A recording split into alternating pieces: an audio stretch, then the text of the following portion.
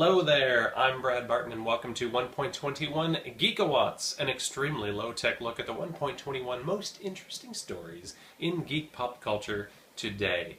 Because it was inevitable, and because Hollywood love sequels, and especially when they're actually prequels, there is now a rumor floating around that Warner Brothers is actively talking to Andy and Lana Wachowski about returning to the world of The Matrix for 3 more films.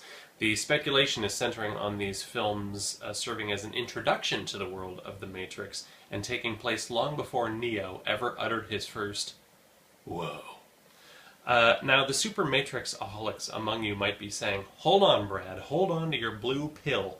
Hasn't this ground already been covered in the direct-to-video animated anthology project, The Animatrix? Well, yes, and considering that the Wachowskis actually wrote some segments for The Animatrix, perhaps that content will be incorporated into any new films. Of course, maybe none of this will come to pass. We'll find out. But in either case, at least we will still have Morpheus selling Kias and Agent Smith shilling for GE on the television commercials. There's been a minor flurry of news regarding costuming the DC heroes for both the large and small screens. Last week, a costume photo was posted for the upcoming TV incarnation of The Flash. Well, just his mask, technically. But it looks pretty snazzy. Want to see? Sure you do. So here you go. Looks pretty straightforward, to the point. That'll do. Not too bad, right? That's The Flash. It's exactly what we expect. So, well done, DC on TV. Nice job. DC in the movie theater? Let's talk for a second.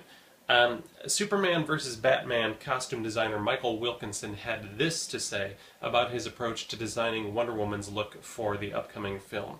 Quote, "What I do is look at the history of how the character has been presented on the big screen, and on the small screen, and in comic books and graphic novels. We process it all, then we kind of put that aside and work out what is right for our film, for the cinematic universe that our director Zack Snyder is putting together."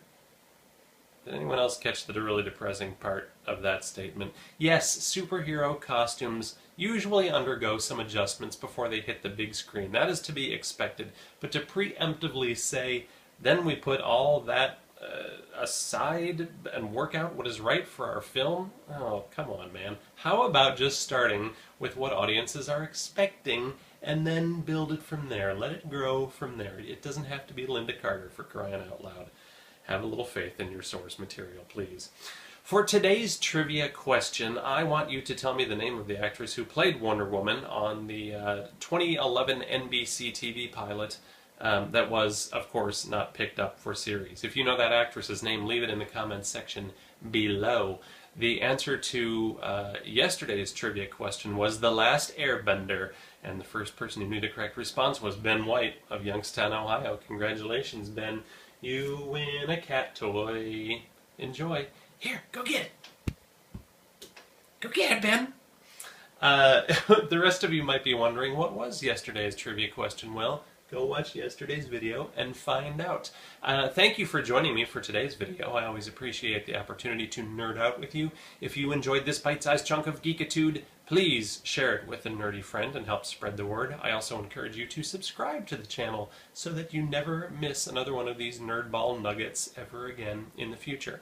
And if you would like to reach out to me to leave a comment, to suggest something that we should be covering on the show, you can do so in the comments section below. Or you can reach out to me on Twitter. I'm at BradBarton72. That's all for today's 1.21 Geekawatts. Have a great day. Bye-bye.